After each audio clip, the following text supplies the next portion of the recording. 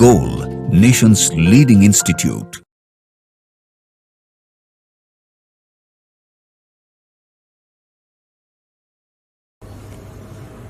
Hello students, आज हम लोग डिस्कस कर रहे हैं स्पॉट टेस्ट 14। मेरा नाम दीप है और मैं फिजिकल केमिस्ट्री डिस्कस कर रहा हूं। क्वेश्चन नंबर 55 से शुरू होता है। फिजिकल केमिस्ट्री का पहला क्वेश्चन है क्वेश्चन नंबर 55। यहां से देखिए, फोकस करिए। क्वेश्चन नंबर 55 है, amount of glucose required to be dissolved in 81 gram water to give a 10% by mass solution. Question ये कह रहा है कि मुझे सॉल्यूशन चाहिए 10% बाय मास और 81 ग्राम वाटर होना चाहिए, उसमें सॉल्वेंट 81 ग्राम होना चाहिए। कितना सॉल्यूट डाल दें कि सॉल्यूशन 10% रेटिंग का तैयार हो जाए। तो क्वेश्चन नंबर 55 में हम सीधा सीधा ये समझ सकते हैं कि 10% by mass W divided by W plus 81 multiplied by 100, ये W चाहिए मुझे। तो अगर हम सॉल्व करते हैं तो W 9 ग्राम आता है। मतलब अगर 9 ग्राम सॉल्यूट हम 81 ग्राम सॉल्वेंट में इंट्रोड्यूस कर दें तो हमारे पास एक सॉल्यूशन मिल जाएगा जिसकी रेटिंग हम 10% कर सकते हैं। तो क्वेश्चन नंबर 55 का आंसर 2 बन जाता है। क्वेश्चन नंबर 56 थर्मोडायनेमिक्स का क्वेश्चन है। क्वेश्चन नंबर 56 अगर आप देखें तो क्वेश्चन नंबर 56 कुछ ऐसा है कि when 2 moles of an ideal gas Cp is given 5/2R, 2 mole ideal gas जिसका Cp है जी 5/2R is heated from 300 Kelvin to 400 Kelvin at constant volume। Constant volume पे देखो परेशान किया है टेक्निकली क्वेश्चन ने। कांस्टेंट वॉल्यूम यहां बोला है और डेटा कांस्टेंट प्रेशर का दिया है। तो Cp दिया है तो हमें पता है कि Cp माइनस Cv क्या होता है बच्चे, R होता है।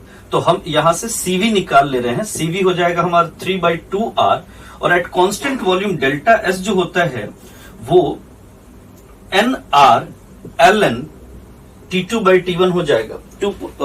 NCP कांस्टेंट वॉल्यूम पे हीटिंग इफेक्ट है, it will B NCV natural log T2/T1। तो N 2 mole CV ln and T2/T1 is 600/300। CV की जगह पे अगर हम 3/2R रख देते हैं तो थर्ड ऑप्शन हमें 3R ln 2 मिल जाता है। CV is 2, तो 2 multiplied by CV 3/2R ln मोल 2 दिया हुआ है और ये 2 हो जाएगा। 2 से 2 कैंसिल हो जाएगा। तो आपको समझ में आता है कि आंसर 56 का क्या हो जाएगा बच्चे, थर्ड वन। क्वेश्चन नंबर 57 है, 3 स्पेरिंगली सोल्यूबल सॉल्ट। क्वेश्चन 57 देख रहे हैं हम लोग। 3 sparingly soluble salts A2B, AB, AB3 have the same values of solubility product। आपको पता है कि स्पेरिंगली सोल्यूबल सॉल्ट वो होते हैं जिनकी सॉल्युबिलिटी फ्रैक्शनल होती है। तो फ्रैक्शन जितना बड़ा पावर होगा सॉल्युबिलिटी प्रोडक्ट उतनी छोटी हो जाएगी। मतलब सिंपल सी बात है कि अगर सॉल्युबिलिटी बराबर हुआ तो KSP उसका सबसे छोटा होता जिसका पावर सबसे बड़ा होता। उल्टा अगर सॉल्युबिलिटी प्रोडक्ट सेम है तो सॉल्युबिलिटी उसकी सबसे बड़ी होगी जिसका पावर सबसे बड़ा होगा। तो answer will B second one. 57 का आंसर 7 में अगर आप 57 में देखिए तो A2B, AB3 अगर ये AB है तो S square will be the KSP। AB A2B है तो ये 4S क्यूब है हमारा KSP। और अगर हम देखते हैं AB3 के लिए तो AB3 हमारा हो जाता है 27S का पावर 4 विल बी KSP। तो अगर इन तीनों एक्सप्रेशन को देखो तो S का पावर यहां सबसे ज्यादा है। तो समझ में आता है कि अगर सॉल्युबिलिटी बराबर भी हुई तो यहां KSP बराबर भी हुआ तो सॉल्युबिलिटी यहां क्या हो जाना है, हमारा सबसे बड़ी वैल्यू हो जाएगी। तो आंसर विल बी 2। 57 का आंसर क्या समझ में आता है, सेकंड। क्वेश्चन नंबर 58 पे आइए आप। क्वेश्चन नंबर 58 आयनिक इक्विलिब्रियम का फिर से दूसरा क्वेश्चन है ये। pH value of 0.1 molar HCN being a weak acid, pH उसका 5 दिया है तो K पूछा है। आपको पता है कि डेराइव्ड फॉर्मूला इज कि H पॉजिटिव जो होता है वो √K मल्टीप्लाइड बाई C होता है और pH 5 बोला है तो pH 5 का मतलब उसने मुझे बोल दिया है कि H पॉजिटिव 10 का पावर -5 होगा। तो यहाँ 10 का power -5 is equal to under root के multiplied by C is given as 0.1। तो यहां से अगर हम के पता करें तो ये 10⁻10 बाई 0.1 इज 10⁻9। तो आंसर हमारा मिल जाता है क्वेश्चन नंबर 58 का पहला, फर्स्ट आंसर टिक कर सकते हैं हम। Question number 59 theory based question है, सॉल्व नहीं करना है। बॉइलिंग पॉइंट्स ऑफ कुछ सब्सटेंस के बॉइलिंग पॉइंट दिया है, बेंजीन, मिथेनॉल, एनिलीन, नाइट्रोबेंजीन। कह रहा है कि which of the following have highest vapour pressure. आपको पता है कि वेपर प्रेशर उसका ज्यादा होगा जिसका बॉइलिंग पॉइंट कम होगा। तो सबसे कम बॉइलिंग पॉइंट वाला हमें ढूंढ लेना है and that is methanol CH3OH। Boiling point उसका हो जाएगा सबसे कम, तो उसका वेपर प्रेशर हमें रिपोर्ट करना है सबसे ज्यादा। तो आंसर विल बी 2। 59 में मुझे नहीं लगता किसी को डाउट होगा। क्वेश्चन नंबर 59 का आंसर 2 करते हैं।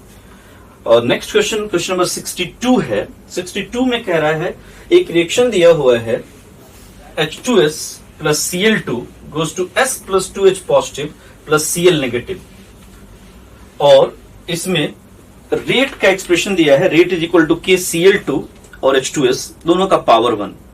तो कह रहे इनमें से कौन सा मैकेनिज्म कंसिस्टेंट है। कंसिस्टेंट मैकेनिज्म बोले तो पावर 1 है, मतलब फर्स्ट ऑर्डर रिएक्शन है।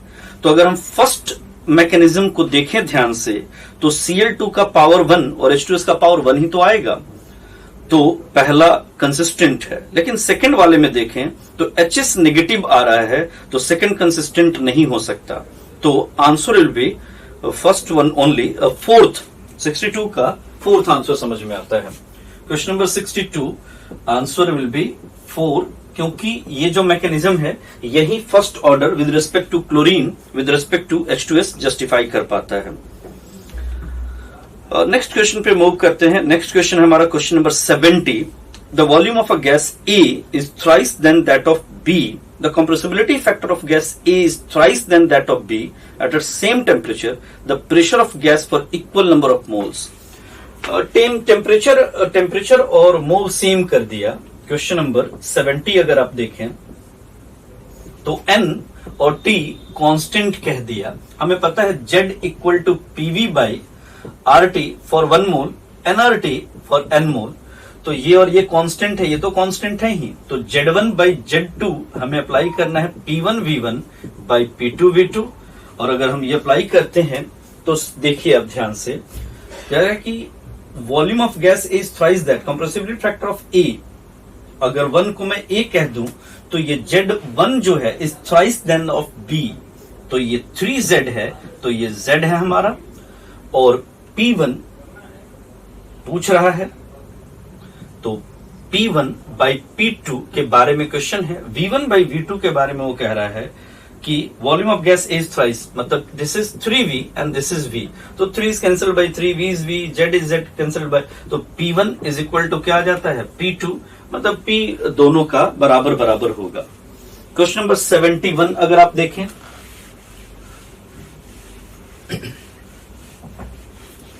क्वेश्चन नंबर 71 है, what is the entropy change when 18 gram ice is converted into water at 0 degree Celsius. Ice की कन्वर्जन वाटर में बात कर रहा है। तो आपको पता है कि फेज ट्रांसफॉर्मेशन के लिए अगर हम बात करें तो डेल्टा H फ्यूजन जो होगा वो बराबर होगा delta S fusion multiplied by temperature. तो delta S fusion multiplied by temperature, तो आपको इससे डेल्टा S फ्यूजन चाहिए। तो delta S fusion will be delta H 6 kilo joule. तो it will be 6 multiplied by 1000 joule और डिवाइडेड बाय आइस का melting point that is 273। Solve करते हैं तो ये 21.98 जूल पर केल्विन पर मोल आ जाता है। तो क्वेश्चन नंबर 71 का आंसर हमें 21.98 समझ में आता है। क्वेश्चन नंबर 72 नेक्स्ट क्वेश्चन है, थियरी बेस्ड क्वेश्चन है कोलोइडल स्टेट का।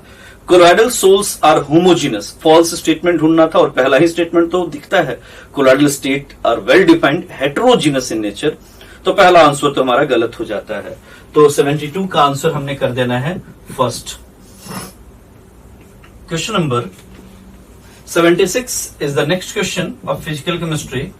क्वेश्चन नंबर 76 कहता है the specific conductance of saturated solution of silver bromide is के साइमन पर सेंटीमीटर। के ही दिया हुआ है, के से रिप्रेजेंट करते थे कप्पा से हम लोग। तो specific conductance is given, limiting ionic conductivity is like AG positive और बीआर नेगेटिव का एक्स और वाई दिया हुआ है। तो कह रहा है सिल्वर ब्रोमाइड का सॉल्युबिलिटी बताना है और ग्राम पर लीटर में बताना है। ये टेक्निकल प्रॉब्लम है इस क्वेश्चन में, मोल पर लीटर में नहीं, क्या पूछ लिया है, ग्राम पर लीटर में। तो ठीक है, हम लोग पहले कंसंट्रेशन डिफाइन कर लेते हैं। हमें पता है कि ये जो लैम्डा होता है ये बराबर होता है के मल्टीप्लाइड बाय सी इनटू 1000। तो सी यहां से हो जाएगा K by lambda, lambda is given as X plus Y into 1000।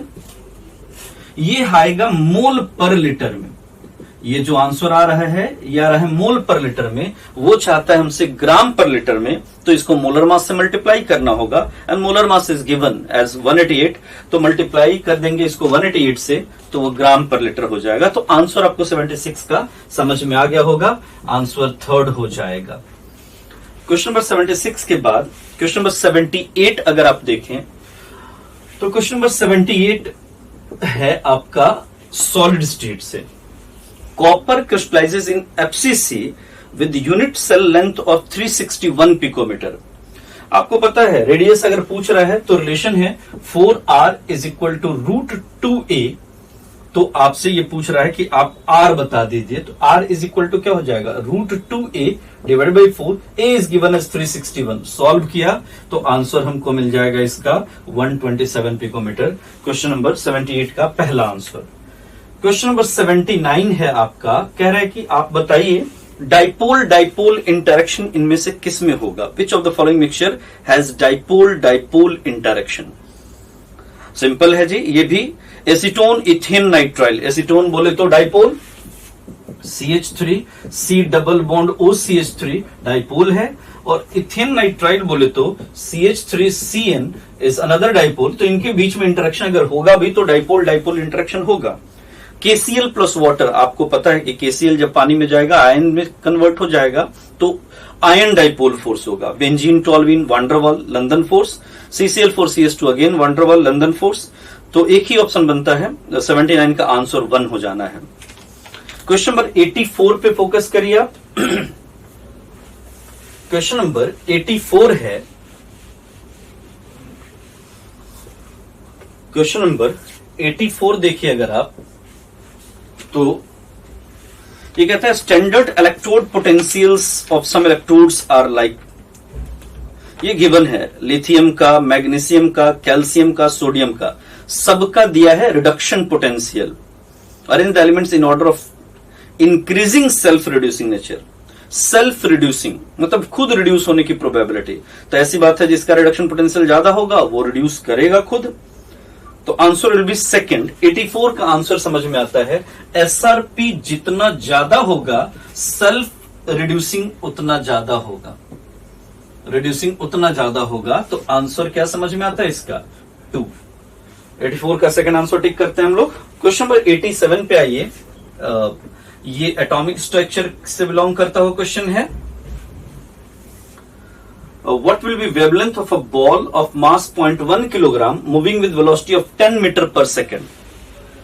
0.1 kilogram 10 metre per second, SI unit is given, lambda पूछा है। तो आपको पता है कि लैम्डा इज इक्वल टू क्या होता है बच्चे, H/mv। H 6.626 into 10⁻⁻34 divided by mass 0.1 kilogram and velocity is 10 metre per second. तो आंसर समझ में आता है कि इट इज H इटसेल्फ। तो आंसर इसका बन जाता है कौन सा, सेकंड।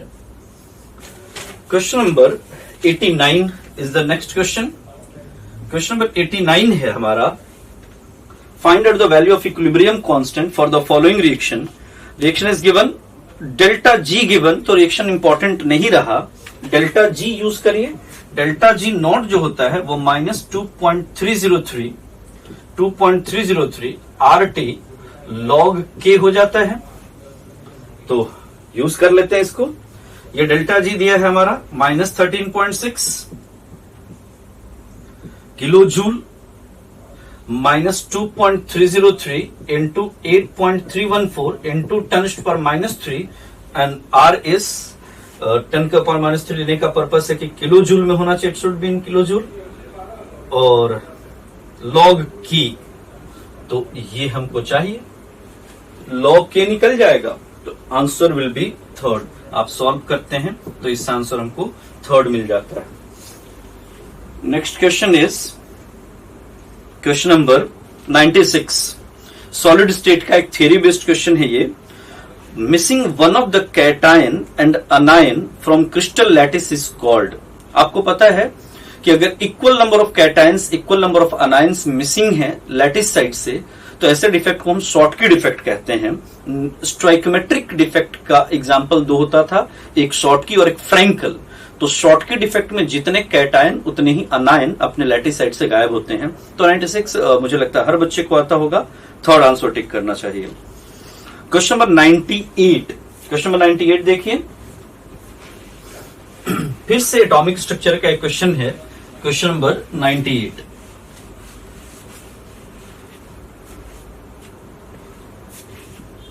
क्वेश्चन नंबर 98 है, if the radius of first Bohr orbit is x picometre then the radius of third Bohr orbit. आपको पता है कि रेडियस जो होता है वो प्रोपोर्शनल टू n स्क्वायर होता है। तो if n is 1 it is x, तो अगर यहां 3 कर दें तो इट विल बी 9x। तो समझ में आता है आंसर 98 का फोर्थ। क्वेश्चन नंबर 99 देखिए। क्वेश्चन नंबर 99 है, if the ratio of value of colligative property KCl और शुगर सॉल्यूशन। KCl एक सॉल्यूट, ऐसा सॉल्यूट है जो आयनाइज होगा और I इसका 2 होगा। तो कोलिगेटिव प्रॉपर्टी का रेशियो जो होगा, Cp का रेशियो जो होगा, वो बेसिकली I का रेशियो होगा। तो समझ में आता है कि इट विल बी 2:1। तो 99 का आंसर थर्ड समझ में आता है। क्वेश्चन नंबर 100 अगर आप देखें, लास्ट क्वेश्चन फिजिकल केमिस्ट्री का, for a given reaction rate का expression is given, the unit of rate constant. आपको पता है कि यूनिट ऑफ रेट कांस्टेंट जो होता है K, वो होता है मोल पर लीटर का power 1 - n per second. n is given as 3/2 और +1 इट इज 5/2, यहां रख देते हैं। तो पावर हो जाएगा 1 - n बोले तो -2/3। तो -2/3 विद मोल, और चूंकि लीटर नीचे था तो 2/3 हो जाएगा। तो 100 का आंसर समझ में आता है। क्वेश्चन नंबर 100 का आंसर 3 हो जाएगा। एक सिंपल क्वेश्चन था केमिकल काइनेटिक्स का, तो आसान लगा होगा ये पेपर आपको। एनसीईआरटी बेस्ड है, स्टैंडर्ड पेपर है नीट का। तो ये फिजिकल केमिस्ट्री था सारा। Thank you students, thank you so much.